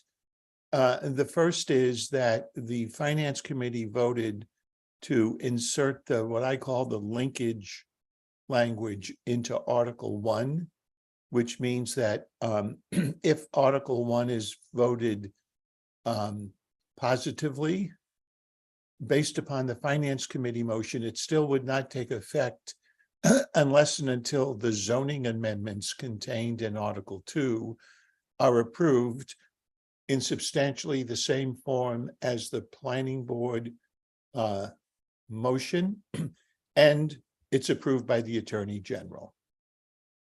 If you recall, the select board had taken out the linkage language in Article 1, I think on the belief that it was better, that even if the zoning doesn't pass, there was still an efficacy in adopting the general bylaw regulations on the operation. So in the final version of the warrant, we had taken out that linkage language in Article 1. So in the finance committee has reinserted it. Does everyone understand that? Yes. And then the second major change is in Article 1. Can you bring up subsection H, Erica, in the FinCom motion? Thank you.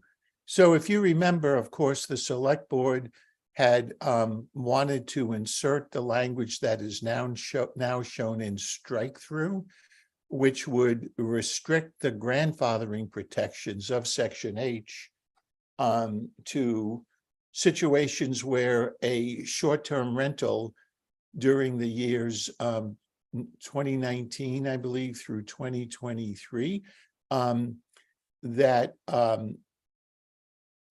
the property had paid the room's excise tax and had been registered in at least one calendar quarter, a third calendar quarter, and that the property had been registered with the state. So this change was generated by the planning board recommendation. Although this is not a zoning article, the planning board recommended that the grandfathering protection be extended to any property for which a certificate of occupancy had been issued for the property prior to the November 7th special town meeting. So that's what the FinCom motion says.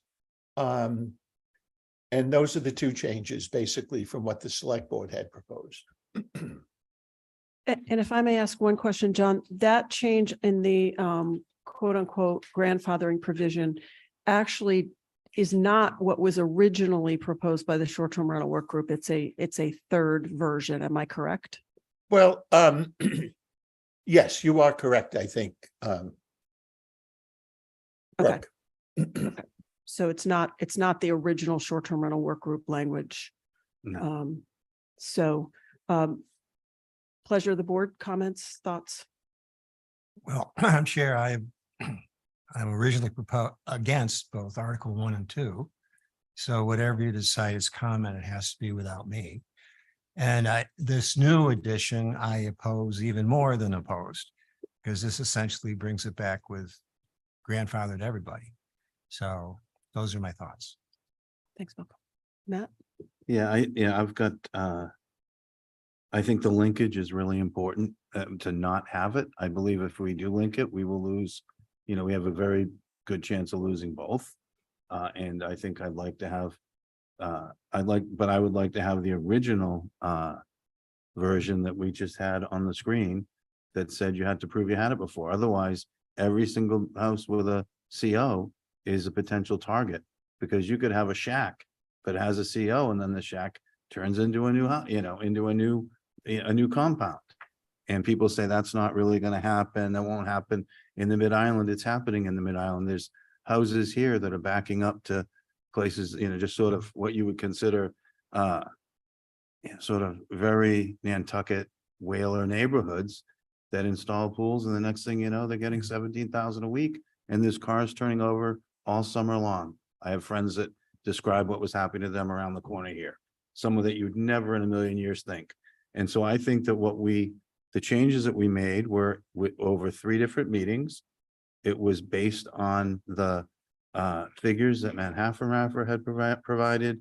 It was with discussions with the short-term rental work group 3 times here for hours on the camera. And I think they were improvements. And we spent a lot of time and a lot of effort trying to find a balance with those items that I think is now, on the grandfathering portion, I think will be undermined. And so I think, my suggestions for 1 is to go back to the wording that we agreed upon, or make a recommendation that we go back to that wording. And that would be to unlink them, recommend they be unlinked, and to recommend that the original wording that we worked out is put in place.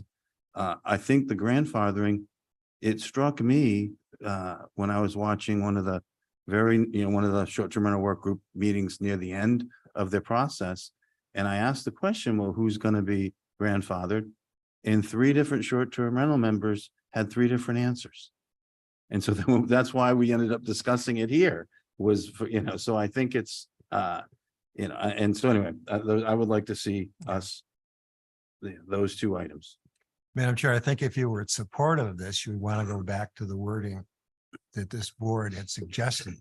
Because right now it's very similar to Article 34, which was defeated last year. I don't think this will pass, but who am I? Tom? I tend to agree on the delinking and returning it after, as Matt just said, after we spent all that time with the short-term rental work group members here and talking amongst ourselves at our board meetings, that seemed like the best balance so that we didn't potentially lose all the work that was put into building Article 1. So I would be in favor of doing that if my colleagues think so. On 2, I can see arguments for this. This is a tough one. Obviously, I'm sure it, depending on what the moderator, what Sarah thinks on the floor, it could be subject to amendment either way by a citizen. But that's a tough one. I'd like to see what the chair has to, what you think. Well, we spent a number of hours here in conversation with members of the short-term rental work group. And my sense was that we developed an output that was acceptable to many of your cohort. And in fact, that we identified some things that they hadn't thought of. And that level of deliberation enhanced the articles in ways that were collaborative in nature with the members of the short-term rental work group. So I was frankly disappointed at the outcome of the FinCom motion. And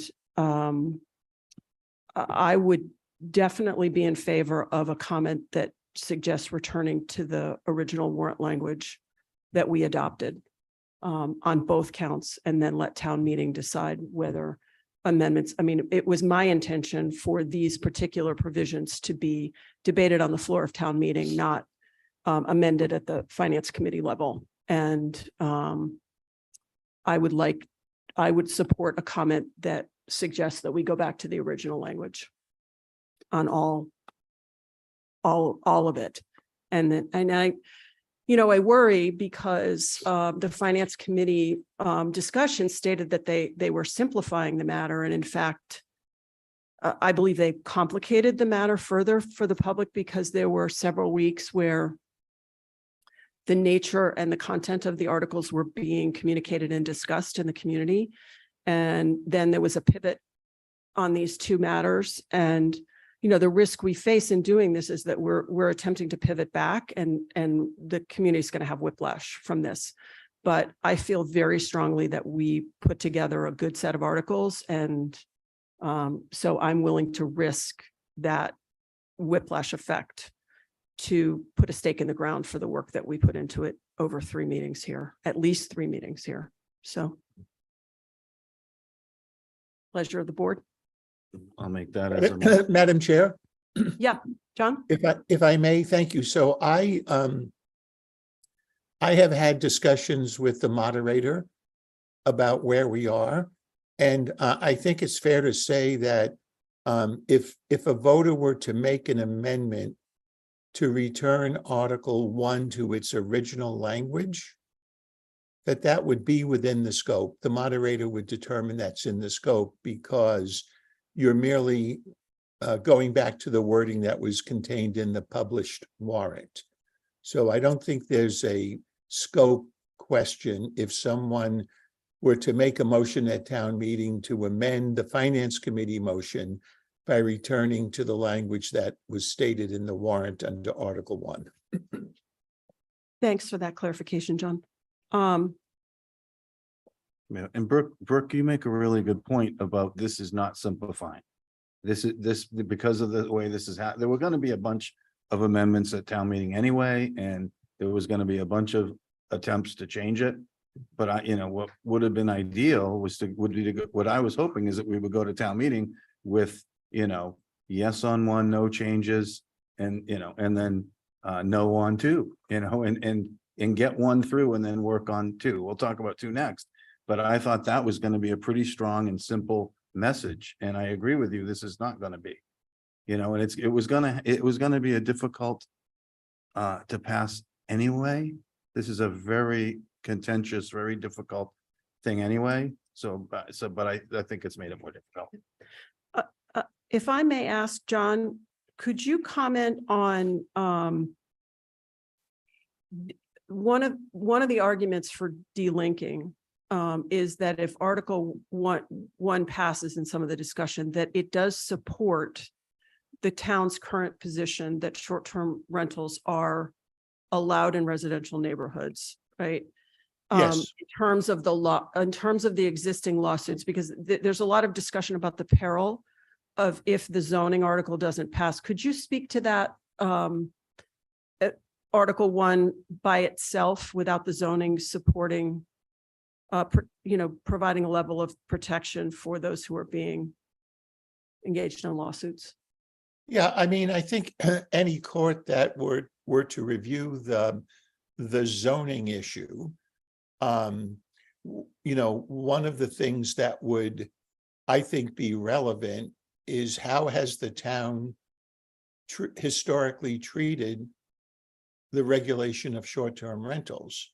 And I think it's very clear in the litigation, the position, at least in one of the cases that is advanced to summary judgment, is that the town supports the interpretation by the building commissioner and the ZBA that they are an allowed use in any zone that allows residential.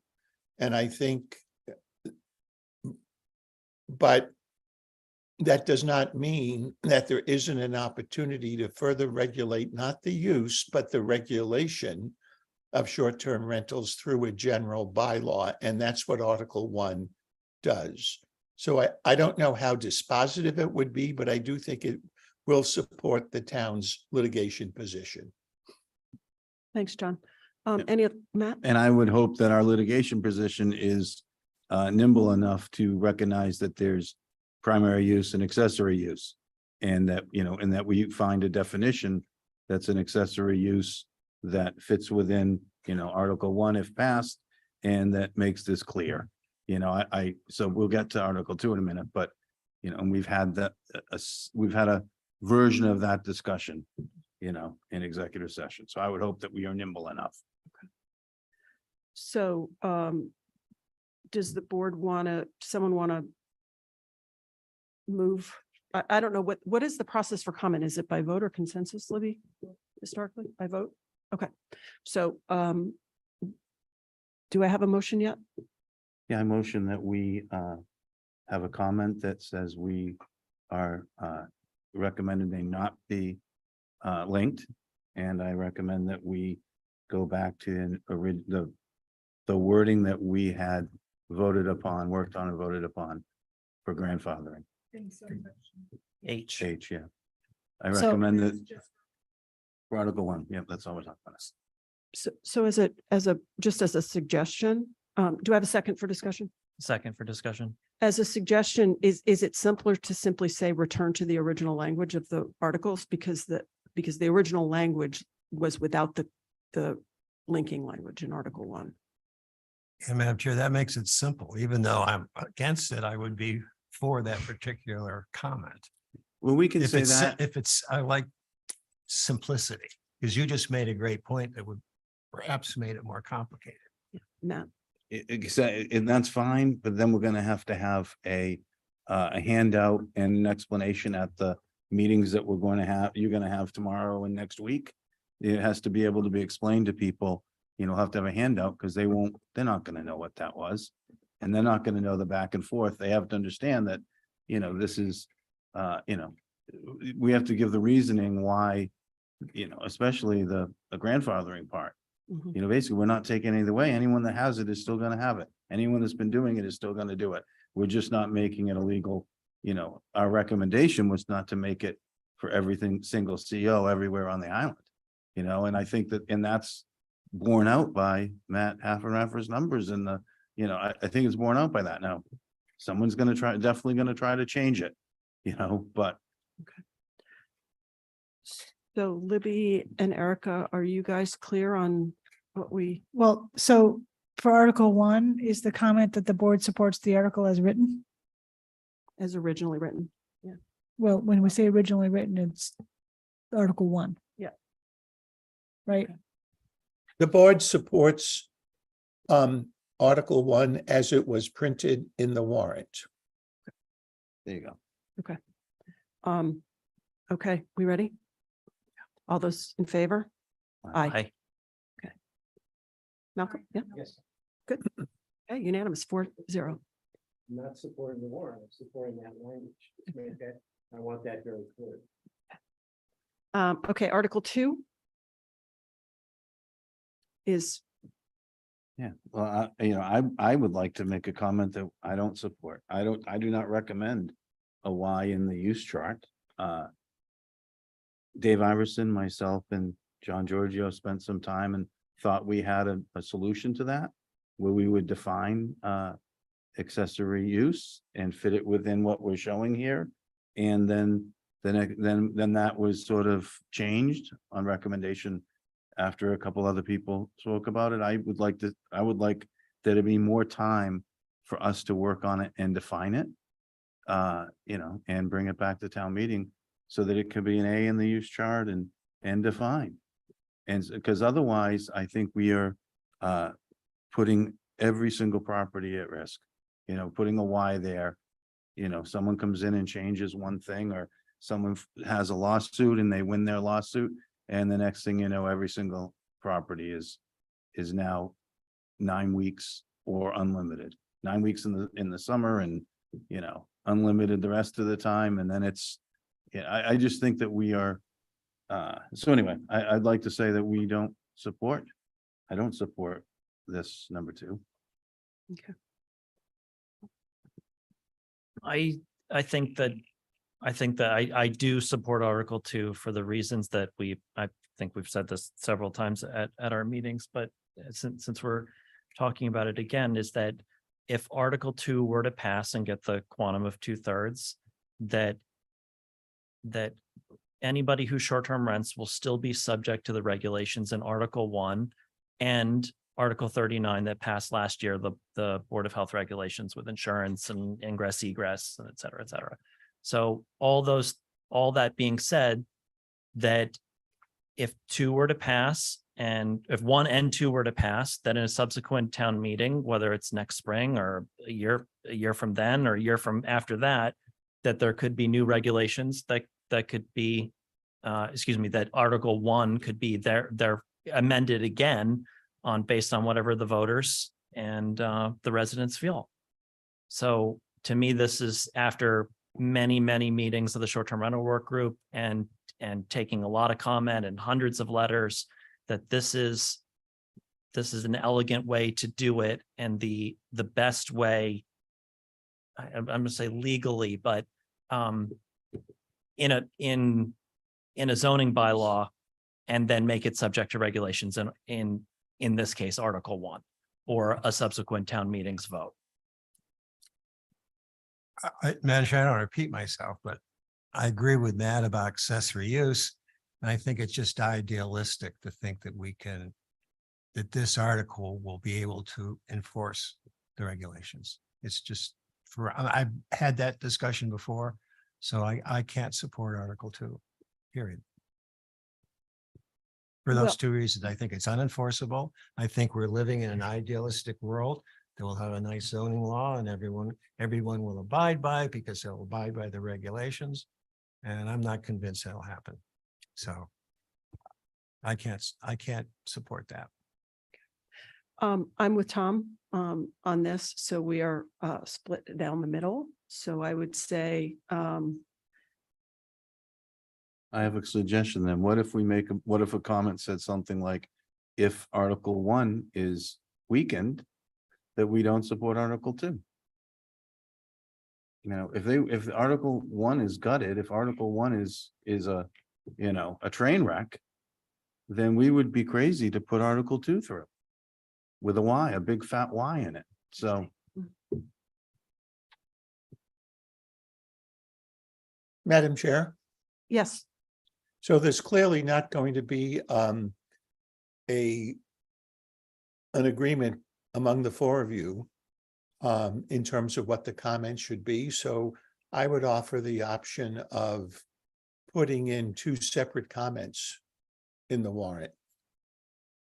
2 members of the select board support the passage of Article 2.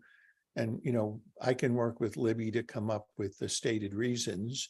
And 2 members do not support the passage of Article 2 unless it is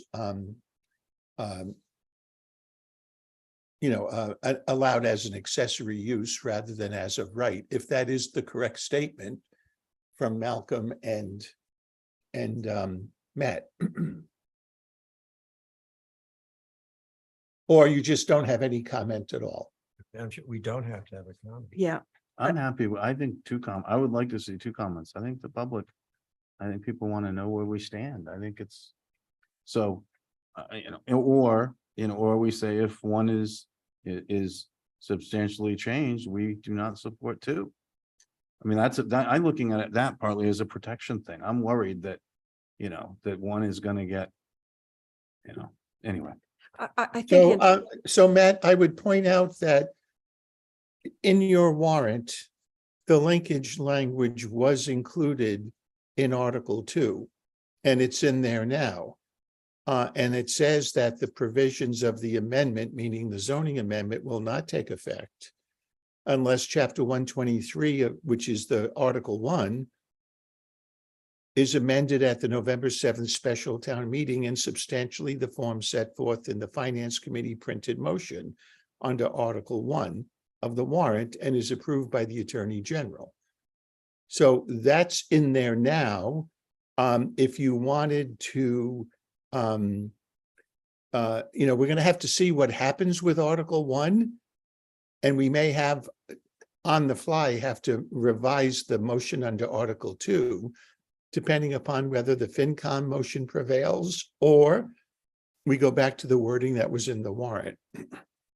Yep, I understand, John, but my concern is that I don't agree with the FinCom motion, and so I want to make sure that, because I think that is a weakening that would, if that were that would cause me to vote against both of them. Got it. And so how do we, and there are other things that I can envision, and I've heard people are considering bringing that I think would cause me to do the same. And so how do we, so do we have to write a note that, we want this to reflect our unanimous vote on the first part to not follow the FinCom? Should that at least be in there? Can we handle it that way? You see what I'm saying? Well, you're going to have a comment in Article 1 that the Board of Selectmen does not support the motion by the FinCom and instead recommends that the town adopt Article 1 as it was printed in the warrant. How about this, John? How about this? What if we say that we recommend the defeat of this if this is substantially in the form that the FinCom proposed?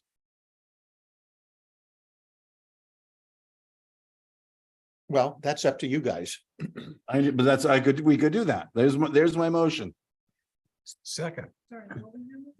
Because what it's saying right now, what John pointed out, was that this can only go through if it passes substantially in the form that the FinCom proposed, but we just voted against the FinCom form. So what for Article 1, but Article 2 is saying it has to conform to that. I'm saying, let's make a motion that says we don't support Article 2 if it passes substantially in the form that the FinCom proposed. And again, it's going to confuse everybody, but this is where we've been put. So you don't support Article 2 if Article 1 passes? Substantially as. Sorry, you don't support Article 2 if Article 1 passes as the Finance Committee motion. In the form of the Finance Committee motion. Yeah, make me sound smart, but that's the smarter. So. And Malcolm, you seconded, sorry. Yeah, I'll second that. Yeah. So in essence, where Matt is taking us with that motion is back to the original language of Article 2. Yes. Because the original language did not reference, obviously, because it didn't exist, the amendments, the FinCom motion amendments. But I think the question, Brooke, would then be, well, what happens if a motion to amend Article 1 passes and you're back to the language contained in the warrant under Article 1? Would the select board recommend adoption of Article 2 in its current form? Which is the principal rather than accessory use. So perhaps what we're doing is rather than saying what we support, we're making a comment of what we don't support. Which is as we don't support Article 2 as amended by the FinCom motion. Yeah. But not necessarily stating support for Article 2, but that we definitely don't support it as amended. And then obviously each of us can speak on the floor of town meeting as to whether we disagree on Article 2 in its original. Yeah, Wow. but I'm not so worried. sure. I'm not so sure that was amended because isn't this the wording that's always used, John? And wasn't this the wording that was in there? Yes, Because basically, I tightened up the didn't change language a anything. little. Yes, One was Matt, amended, two wasn't, I don't believe. Article 2 is basically the same as what was printed in the warrant. I just tightened up the language a little bit, but it's essentially the same that was in the warrant. Madam Chair, I'd like to withdraw my second. It's just too complicated. I agree. I would either vote not to make a comment, or I would vote that we don't support it, period. Otherwise, it's too complicated. Tom, do you? That's It's I'm trying to go think of simple here, and I think what John said before is that 2 members support, 2 members oppose. Kind of leave it something like that, and then anybody can speak on town meeting floor about it, and kind of hopefully that yourself and the STR members and et cetera can provide some clarity in the info sessions in the next 2 weeks and subsequent media articles, et cetera. So I'm inclined to not do anything here because I think we're trying to anticipate what town meeting is going to do with Article 1 and plan for it. And I think that's impossible. There's too many variables as to what might happen in the debate and adoption or not of Article 1 and what form it will be in. So I would be inclined just to leave it alone with no comment would be the direction I would want to go. But Brooke, you're okay with the comment on 1 that the select board does not support. Yeah, we're just talking about Article 2, not comment. on Article And 2 so there or would my be no comment. comment in Article 2. Right. So consensus, do we need to? I think, Madam Chair, that's the only solution, because we're going to be split on approving or not approving or recommending it. And the other way is just too complex. I know it's late at night, but I'm starting to get confused. Yeah. And I've spent, I don't know how many hours reading this and studying it. So I would go back to nothing. Well, I made a motion, you withdrawn, so at least that's in the record. And, and I guess whatever happens, we can speak up, at town meeting, but I kind of like that it's a split, the board is split 2-2. And that we couldn't come up with something because there's so many permutations, but because I think people have, part of it is I think some of this is educational. It's like people at least understanding where we stand and kind of why, but. Okay, so I think we're good on this. I'd like to make one final comment that at the information sessions, they are not intended to be a first pass at town meeting floor debate.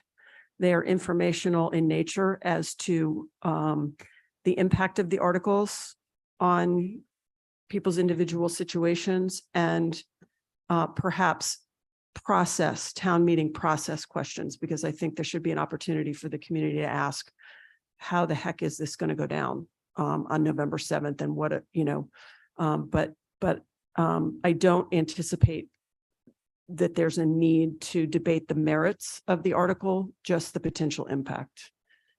And I think it's, as you said earlier, Brooke, it's going to be difficult to answer that because we don't know, because of what happened at FinCom. Yeah. So I think it's going to be a difficult thing.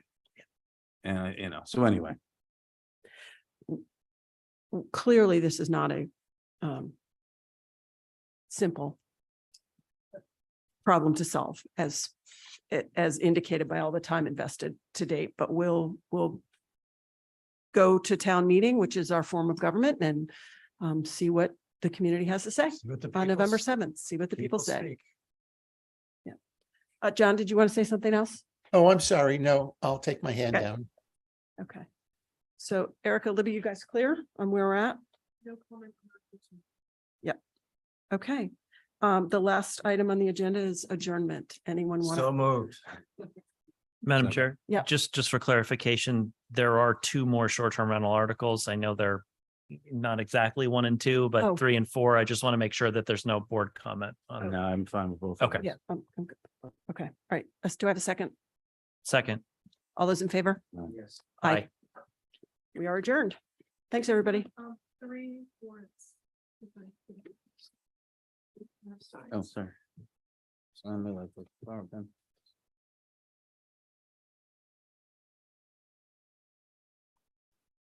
No, that's kind of funny.